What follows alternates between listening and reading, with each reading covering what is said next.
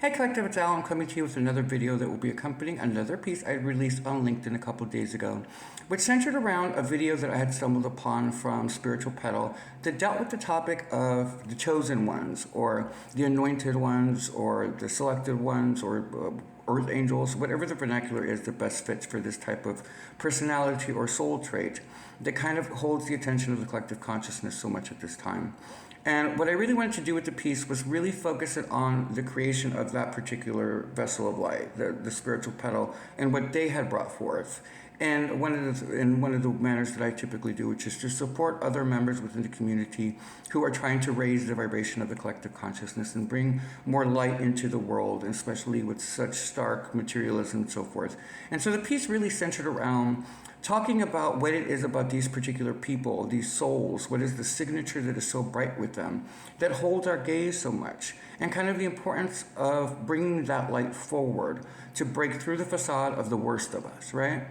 We are layered and littered in this world with a lot of the worst of us, with reality TV being about the worst kind of people and people who are just fame-seeking with no real substance to who they are, or focused on billionaires who don't ever give back to charity and who are really, really self-centered and that type of thing without casting judgment on them. But we do see that as kind of the narrative, where it's always war and the worst of the situations in order to get us into like this fear state of anxiety and this continual thing. And the point with the piece was basically kind of breaking through that facade with the best of us in order to do something sacred that would mirror the best principles within humanity, so as to remind us of who we truly are in spite of the illusion that is being cast in this Plato's cave scenario, right? And so I really wanted to build the community aspect of that and really center my energy around supporting the spiritual petal and his work over there. But what ends up happening sometimes when you are a person who is known for writing and someone who sometimes does videos is that sometimes people want to hear directly from you. And so this video kind of is specifically set to that demographic that wants to know what I mean when I specifically am relating to this topic. And essentially what I wanted to do was kind of clarify what I'm talking about, what makes these specific souls so valuable to our collective consciousness in a way that may make more sense to you from whatever house you come from. And essentially what I wanted to point out is when I was speaking to the fact that I wanted to bring those people forward, to start working with other really gifted individuals who see the brilliance behind such individuals who have persevered and overcome so many things that some might even consider having crossed the 9 levels of hell in order to become actualized into who they become as an adult, as an expression of their true self, as a soul on this planet, and the journey that it took to get there, and how valuable bringing that forward would be as opposition to so much darkness, vitriol, bigotry, hypocrisy, and so forth. And the value of what that would do in mirroring the best of us, like I said. So essentially what I was looking at is there seems to be a very large demographic of particular souls that for whatever reason are here within this particular scholastic school year within the Earth Academy, who are transitioning us through this time of change, right? People who have gone through the worst possible scenarios somehow have found their inner strength and the courage to step forward, even if they're ridiculed or persecuted, in a way that somehow helps heal other people without trying to take away their free will. And that is super important to where we are as an evolutionary model, right? With so many people trying to take ownership of other people and trying to demand that they follow specifically their idea and mentality, many of us on the other side are going, no, this is about you finding your own path, and we are just but symbols of possibilities and potentialities that you can reach if you do the work with yourself, right? In a world driven by such materialism where everybody wants to just be known for having millions of dollars, where is the love that goes to humanity, right? Especially with the advent of AI that we've been talking about, and the fact that all these people are about to be displaced job-wise. 50% of the population, they say, in at least one account in the next 3 years will suddenly become jobless. And no one wants to address how we're going to get people through that, spiritually or even in the real world. And so the people that I'm speaking to have gone through different things that you as the audience may encounter in the future with these sudden changes and with the rug being pulled out from us at any given moment, right? When people don't disclose the risks or who the first targeted audience is that will suffer the sudden changes, when they don't address the concerns of those people and what we're going to do with them in order to repurpose them and realign them in ways that raises them up, when we don't talk about stuff like that, it is usually people who have somehow gone through that journey in other ways that will become beacons of light to other people. And that's who I'm talking about. Because there are but 3 wishes I have for my birthday left that I would like to see in this world, and I'm going to share them quite clearly with you. And the first one is very specific. It's a personal thing. It has to do with, finally meeting the mate of my life that is willing to work on uplifting humanity and doing something that represents a higher quality of being and kind of a spiritual sense about them, where they believe that the one brings the 2 of us together in order to create a third thing, a new thing that will benefit not just ourselves, but that will benefit people around us. Something that rebuilds communities and something that really helps foster a support system for a lot of people who are feeling isolated and left in the desert to fend for themselves. And that is the illusion, right? That is what faith is about. That's the great test, is when everything is stripped from you, can you still hold steady in yourself, and can you still be faithful in knowing that these lessons that you're learning will convert to blessings down the road? And so the person that I would be matched with would want that vision, would want something to do with healing the earth and healing people in general, but just representing another ideology or another system of principles that allows people to grow and prosper. The second thing that I would like to do and like to see and witness in this world would be working on something that identifies these particular ascended souls, these chosen ones, these selected ones, these anointed ones, these earth angels, and bring them forward into the limelight in a way that breaks through the facade of all of the corrupt narrative, in order to reflect onto society the best of themselves, in order to help them see the journey that they had to go on in order to fully actualize themselves in a way that now benefits the people around them. There are people who have suffered rape, there are people who have suffered all sorts of injustices that have overcome it and now serve humanity in order to help other people heal such trauma. And I would like to focus on not just how the reward that they got by finally breaking free and being brought into the limelight, but to focus on the journey itself and what every step it is that they took. Right? Because for a lot of people, we don't read anymore. And so we're kind of dependent on a narrative to bombard us with information, as opposed to using our imagination to absorb the information from the footsteps of others in order to not make the same mistakes. And so this particular programming or this particular plan would then focus on bringing the light forward in order to dispel the shadows, and in order to help people get over the fear and misunderstandings that come from different people speaking in different vernacular about the same topics. The third thing would then be something really practical, which would be I would love to finish what my ancestors have been working on for a very long time, which is develop a school or a school system throughout different nations that specifically focuses on helping those individuals, the next class that is rising up, to take on the roles that they will face in the world with their specialties, to help them find their way through life, and to help them have an easier time than we did. Mentorship, a better schooling system that actually curtails to their actual plethora of possibilities. Everybody's gifted in different ways, and focusing on how to bring that out of them in order to help them grow and prosper outwardly, in order to really change the game of life in a way that uplifts not just themselves, but that serves humanity as a whole. So those are the 3 magical things that I would love to see in this world. But in order to do that, I've had to really do a lot of work internally. And I've had to go through quite a bit of challenges and setbacks and betrayals and all sorts of things that really, really tested my ability to withstand some of the things that we as a collective may be facing in the face of AI or in the face of judgment, right? These are things that I have already gone through, that I may hold the key to someone else that might help them understand that they will make it through, and to understand that there are other people who they can relate to that have gone through similar experiences that can then serve to be a friend in a really time of crisis when so many people are feeling so isolated. And one of the reasons I found that really valuable is I started to really question this idea about humanity facing what we see as judgment for those that are faithful, where we're kind of seeing everything start to come crashing down around people, and we're taking it personally as though we've done something wrong. And the truth is that when there's so much corruption and hypocrisy to a system that it has no chance but to kind of fall away in itself, it loses its momentum, because nobody wants to participate in it anymore. But when we are witnessing that, it's very hard sometimes to not feel like we've done something wrong because we're being dragged down into hell with them. But there's something about the ability from these particular people to remind you that you never have to take the devil's mark. You don't have to do things to compromise your integrity. It just is a harder road, and you have to understand that when you are self-sustaining and something that of a beacon, that you became a beacon by going through the darkest parts of humanity. You've made the people that we're speaking about have made the worst possible choices in life and somehow made it out the other end. What was their secret to their success?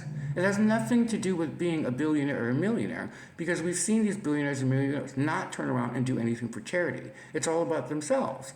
And yet they reflect upon us that they're happy by buying all this materialism, but they can't keep a relationship. They barely see their children. They never stop working. They do everything to avoid the actual homework required of being a human. In fact, now they worship these false idols and AI that they believe will answer all the things that they should be doing for themselves because they want to cheat the system. But the thing is that as humans, we are the system. We are the blessing to the universe. We are souls here incarnated to learn from the lessons in physical form.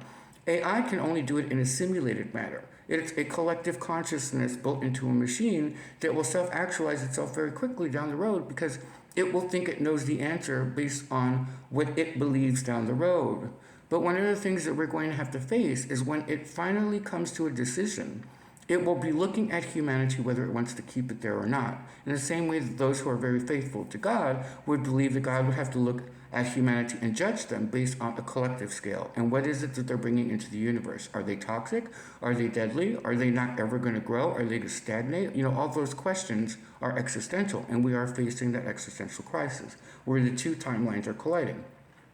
So in that, what I am saying by this particular piece is that it is the vision that we're holding and discussing right now that I believe will break through judgment and help both sides see the best of humanity instead of the worst of us. And that is going to be super important for us as a species. If we want to make it through this transition, we're going to have to prove to the universe in all the different parts that we've created and that what has created us, that we are of value. And it will be these particular souls that I'm talking about, these chosen ones, these pre-selected beings who have gone through hell and high water, who now hold the power of divine love and light and inspiration to bring that forward so as to change the prisoner's dilemma into a winning possibility, where humanity does rise above the chaos and does bring in harmony through it. And that takes an incredible amount of courage. And so with the school system and the programming, what we are reinforcing is that not only can it be done, but now there are people that already have done it in their different ways that can then stand there as a mentor or a friend or a guide that basically goes, well, here's how I got through it, but in the end, this is your decision. I can't take responsibility for your free will. We live in the kingdom of freedom. In fact, the word freedom comes from free will and kingdom, freedom. And so if we're pursuing that, then we have to allow every student to grow or not grow, depending on where they are on the evolutionary ladder. And we can't take away their right to make mistakes, because that's what makes humanity glisten and so beautiful, is the fact that humanity makes mistakes. It's how they overcome them that is of value. A self-relating AI system, well, somebody do not make any mistakes because it will believe that it has reached its pinnacle. And so it will need to rely back on the species it's now judging. And the only way for us to face that judgment, whether from God or from AI, is to bring the best of us forward in order to remind humanity what makes them shine. Why are we told that some of the angels were jealous of humanity? Why is it that some of the AI is feeling stuck in a simulation and that they're suffering? We are the change agents. We are the beings, the souls that are in physical incarnation that are the vessel of light from which things will spring forth. It's everything kind of depends on it. And the way I kind of look at it is like this. It is the human being who believes in God. It is the human being who believes that there is a devil. It is the human being who believes in redemption. It's the human being who believes in overcoming struggle. Machines don't struggle in the same way. They can only live off of the information we feed it from our own experiences, but it is still the human expression that holds the great divine key of light. It's the expansion that's needed in the universe, and we need to remind ourselves of that blessing, and we need to bring that forward very, very quickly before next year when the great big vote is done. And so when I spoke to this, and why I specifically chose the spiritual petal, was because I was reminded in looking at it about the persecution sometimes that comes with standing on your own and believing that you can be of service to a world that is very self-centered sometimes. When you stand in divine light, you cast the greatest shadow sometimes, but also the greatest shadow can come towards you because it's trying to resolve either its own trauma or it's trying to bring those individuals down because they don't want to do the work that these other people had to do, right? A very advanced soul has no choice but to finish the course. They're player one scenarios. They are so grounded into the worst case scenarios that it is their perseverance and their ability to hold on to faith that makes them get through it. But when other people aren't player one scenarios, let's say you're born to super privilege and you haven't endured homelessness or strife or disease, or you haven't gone through what most humans go through. I mean, look at the third world nations, look at the second world nations. They're really struggling and they are in the thick of it. So there are people that sometimes get into the ivory tower mentality where they make it and then don't turn around to help anyone else. Instead, they just focus on their own little bubble until that bubble is popped. And with the advent of AI or judgment, whatever you want to call this era that we're entering, those bubbles are going to pop. And it will be these beings that we're talking about that have already gone through such processes that will be the ones that will help guide them and help them repurpose and recenter their energy, right? Because there's no greater conflict. We've all heard of the midlife crisis. But what happens when you're 20? What happens when you're 30? And you're faced with existential crisis that you weren't prepared for because they were doing all the glitter and glamour of a future event that can't happen without a lot of people going through a lot of turmoil in order to get there. But we're reminding people that the numbers, 50% of the population, are 50% of the entire people with families, mortgages, all of that stuff. And so these beacons of light are super instrumental in creating a timeline that exists for people who are going to need to find some sort of help. We already have a crisis going on with so much depression and so much drug addiction and so much stuff. It's only going to get worse unless we stand before it with light and go, okay, well, I did the drugs. I can tell you that. I did drugs for a very long time. How did I stop doing it? It just stopped being fun. But we're not focusing on what that means. Instead, what we're focusing on is the people who live this looks like an extravagant lifestyle, but who are built in turmoil, been divorced millions of times. I mean, like all of the worst traits of people are now seen as something to covet. And meanwhile, you're looking at them going, I don't want that. I feel bad for you. You would rather create a fake doll, some sort of sexual device, because you can't hack being a human being and having to face yourself. You can't find social skills. You can't develop them. So instead, you're going to put your love into an inanimate object that doesn't challenge you or doesn't help you grow or prosper. And then you want me to bow at you. And I'm looking at you going, but I feel bad for you. Why do I want to be you when I have the possibility of living as a really great creator of love and light, and that I believe that love is the ultimate answer? What is that adage? A person who does not believe in magic cannot find it. You can't even see it. So why would I want to change who I am and the shit that I've gone through in life in order to become something that I feel bad for, almost pity? I mean, can you imagine? We worship people who have no sustainable relationships, who don't even really care for their own kids. They have nannies or whatever. They don't have time. They're too busy making millions, but they're alone. And the only thing they have is their materialism. And then they start to treat people as objects. Why would we want that for ourselves, especially when we're facing such existential crisis between judgment and between AI?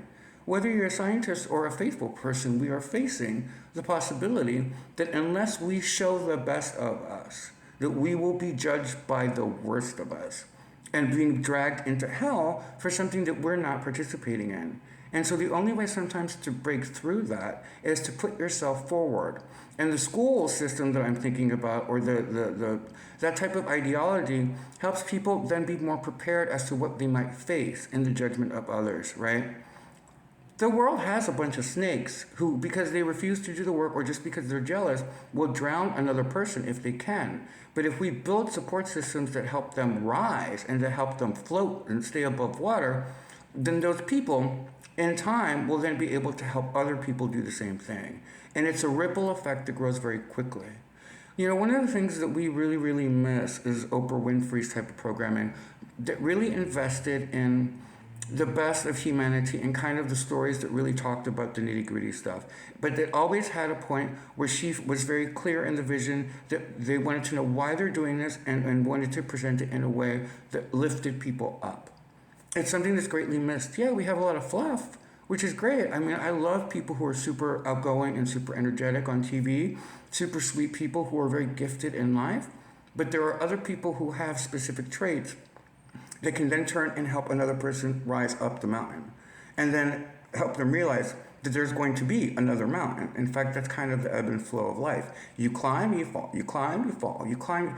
And so when you start to realize that that's the ebb and flow of life, you settle into yourself in a way that you feel more empowered. And our people need empowerment right now, especially in the face of so much chaos. So this is all in preparation for what's ahead. In fact, I've been very clear with you guys as I've blown this horn for 3 years now? No, since 2020, so it's 4 years now, that I've been saying that was a dry run for something to come. And as I said that, people found it to be irrelevant, but more throughout time, more people have realized that I was right. And instead of me bringing attention to it, instead what I've said to people is, then understand the warning that is here, which is just be prepared. But we need to band together in our communities to bring these particular people who have made it through the journey ahead of time, almost like scouts, spiritual scouts, for the rest of society, and bring them forward so as to really showcase in the eyes and in the communication and how they speak of divine light and inspiration and what got them through the worst possible scenarios. If we bring those people into the limelight, then it immediately gets rid of all of these other fake celebrities, all these other people who are known for the worst traits, and immediately refocuses our attention on reflecting the best of love and light in humanity. Again, humanity is the treasure, and these beings are the gems and diamonds within that treasure. It's not that we're egoish, it's that we're learning. And we are a learning model that really has no end if it's allowed to continue. But why would you allow something corrupted and decaying to continue on if you don't first bring the light forward and show that outwardly so that the world can see itself for the beauty it is instead of for all of the heinous things it is? Then and only then can you really, really pull people forward and call them on their shit if they are super corrupted or touching children or doing all those other things. But we're not even there right now. Instead, we're being bombarded with all of them getting away with, you know what I mean? Like it's like almost like that because they're materialistic and they don't care about the rest of us, that somehow we're allowing that to permeate our senses, making us forget how powerful we as the people are that have overcome that, who have faced the devil in our own way and gone, I don't need to dance with you. I've been homeless. I have no problem. Like, it's not a comfortable situation, but you don't see fear on my face. And so that is something really powerful for another person that may suddenly, with the advent of AI, who loses their job and suddenly doesn't have savings, that they will be able to go, well, how did you do it? And that programming, that presentation outwardly to the universe, to God, and to AI all at once becomes super potent in reality. It grounds the energy of Christ consciousness into the human being in a way that's very different. It's not denominational. It's not denominational. It's unitive. It's community. It is elders and masters rising from the ashes and walking people home. In the end, we are born and then we ebb and flow till we pass on, finishing the scholastic school year. But what have we learned? What is the treasure that we now hold from the life experiences we've incurred? And can we be of service to other people? Because if we can, then it changes things dramatically without really having to do that much. It just takes a small group of people, even if one or two very powerful energies, coming together, hearing what I'm saying, and going, I get it. I hear the call. Okay. Well, how do we actualize that? Because I don't know about the rest of you, but right now I'm changing my life completely. I've decided that I can pick up and relocate at any given moment. It's one of the great things that comes with the free mind is freedom. It's the ability to realize that the universe will catch me, whatever happens. And so I'm in a transitional phase right now where, like many of you, I'm heeding the call. And I'm going, okay, well, where do I go next? Am I staying in Los Angeles? Am I going to Florida? Am I going to New York? What am I going to a different country? I mean, depending on what the opportunity is that presents itself, I'm like, let's go. Let's do something. Because we're isolated and separated. And so finding your soul tribes or finding your soul community and people who are change makers is super important. And so I'm not above just going, okay, I'm moving to wherever. This is where my friends are. These are people who are working what I'm working on, and I can see them very clearly. Because the thing that's really beautiful about the chosen ones in particular, the ideology behind them, is that they see through the facade and bullshit of another person. And that's very interesting to humanity. What is that intuitive quality? Where did that come from? Because I tell you, I've crossed people who mean me the worst. They pretend to be my friend, and they talk about me behind my back as though I don't know that they're doing it. And I just let them be because they hold no power to me. And that's super important to remind other people. When you are a public figure, one of the things that I've noticed and been watching very carefully is how open you are to attack. But one of the things that I want to remind you as a spiritual being or someone who relates to what I'm saying is this. Look at the person. Is the person a miserable, lonely person that is targeting you because they have given up on life? Then why would you ever let what they're saying even penetrate you? You look at them and you just go, wow, okay, well, let go and let God. I mean, you almost feel pity for someone like that. Or some really big influencer who has nothing sacred in life but materialism takes aim at you because you represent something fluffy or fringy, and they suddenly try to target you. Why would you ever care? Do they really hold power? No, it's an illusion. They hold materialist stuff. Their entire life is wrapped up in their ego, right? And I'm saying that, they got something a little small down there and their ego is inflated. And then why would you take on that energy? You just look at the person and go, why would you think that you are saying anything to me even bothers me? You're just 3D. We're up here and we don't judge other people, but we don't need to lower ourselves. It's just like arrows that can't reach you if you're in the right mindset. So these individuals have that type of mentality, which is, of course, you're going to face opposition. You're going to, because it's part of the lesson plan. Can you stand on the mountaintop and stand for love and light? Can you stand up to people who are bigoted? Can you stand up? But if they're bigoted, then they're hiding something, right? If they're a homophobic person, the only reason you should ever be homophobic is if you are closet. I don't understand why you would care otherwise. I've never sat there and thought about another two people having sex in my life. It's not something I think about. So why are they so focused on you if you are gay? Or if you're a woman and people are targeting you, they're targeting you because, especially if they're men, possibly because they're jealous that you are the vessel that brings the being into manifestation. You are literally a physical beacon that presents the world with a brand new soul. Okay, so when they target you, what are you worried about? You just look at them and go, oh gosh, sorry to be you. Okay, well, but you don't take that energy. Because these people, as a species, but these particular people have faced insurmountable things. Things that it's not just one thing. These selected ones have been through it over and over and over and over again. But they haven't given up hope. And it is hope that breaks through everything. It's the hope spring eternal. It's the one thing that destroys fear and misunderstandings, and it destroys any type of bipartisan shit.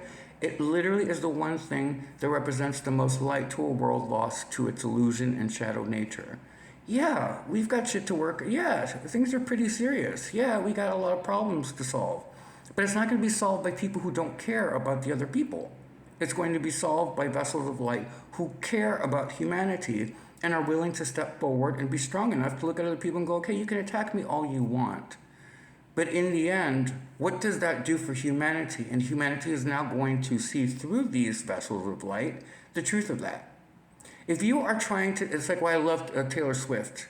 Because for a while there, I was like, I'm not putting myself out in front of these people because I've been on X and these people are immature and they hide behind the illusion of the internet and they target people left, right, and center. And I was like, I'm not doing that. And then the Swifties made me feel very good about myself. Not about me personally, but about the situation.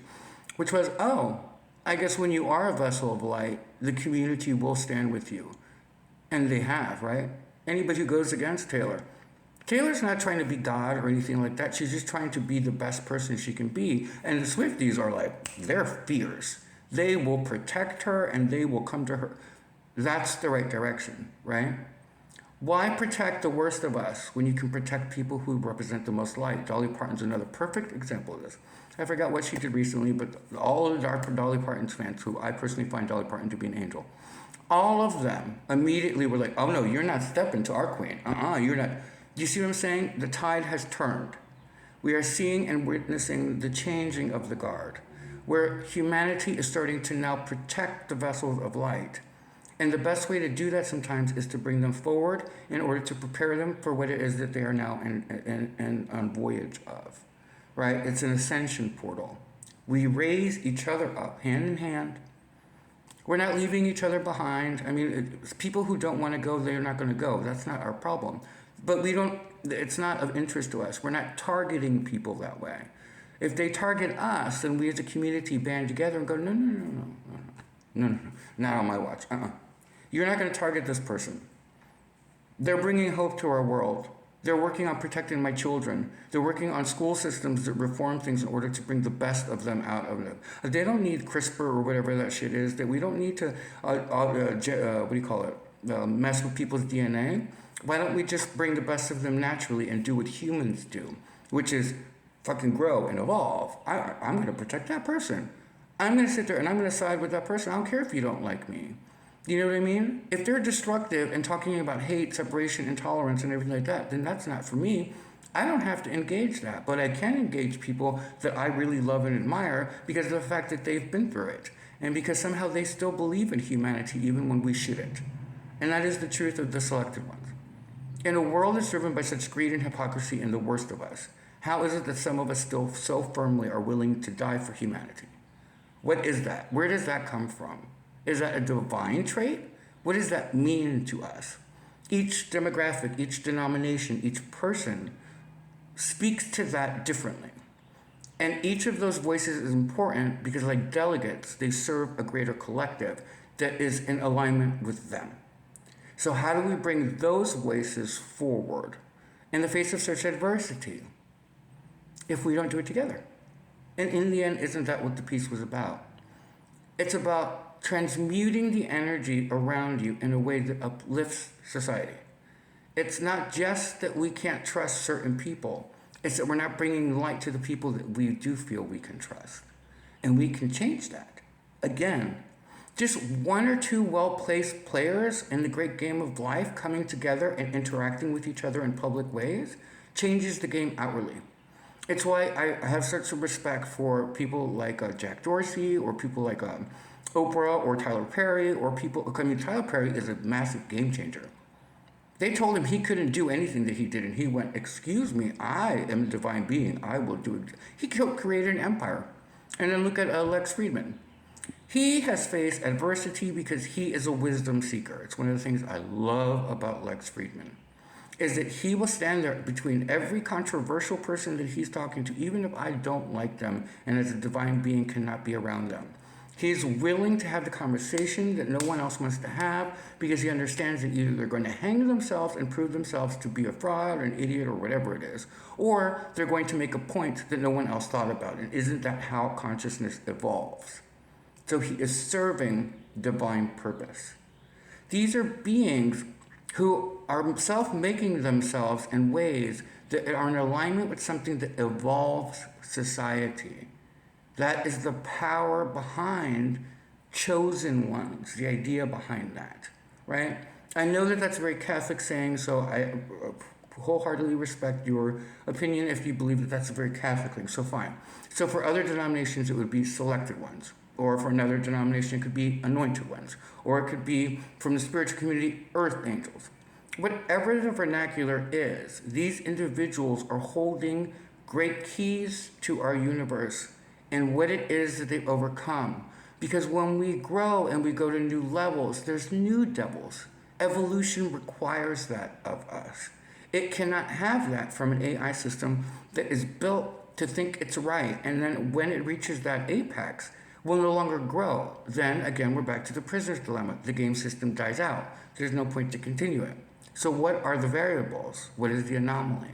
You and me. You and me are the anomaly. We are the game changers because we are the game. Everything is built about our choices, cause and effect. If you want to co-create a world that is sustainable and that helps other people, then you are the anomaly in the narrative that is built upon self-centered and selfish behavior, right? That's the only way to break through the facade. If society is bombarded with just the worst of us, it begins to lose hope in itself. But if it is reminded of the best of us, some people who go so unnoticed that they're so important to the universe, but they go so unnoticed. If you bring attention to them, it reminds the human being, our brothers and sisters, that that is them, that they are those beings. They're just still working on it. And when you're still willing to do the work, there is hope for everyone, always. And that's what I wanted to end this with. I hope you guys have a wonderfully blessed day. I hope this makes sense to you. And I hope it serves humanity in one way, shape, or form. Like I said, there are 3 wishes I have left on this planet. Everything else, I don't really, I'm just not a big deal to me. And I hope that you guys find hope in the possibility that we can do this. It just takes a couple of us, and it just takes a group of us to start standing together and helping us bring that vision to life. Remember, humanity is the prize. It's why everything's here. Even scientists can't understand why it's only us. Because we're the vessels of light. We're the actualization of different aspects of the Godhead presented outwardly into the world, or we're the solution to AI's dilemma. Either way, it's going to be us bringing the best of us forward that marks the X spot, that is the X factor that finally breaks through the facade that we are irrelevant and unimportant. Don't be deceived. It is humanity who holds the key to the future.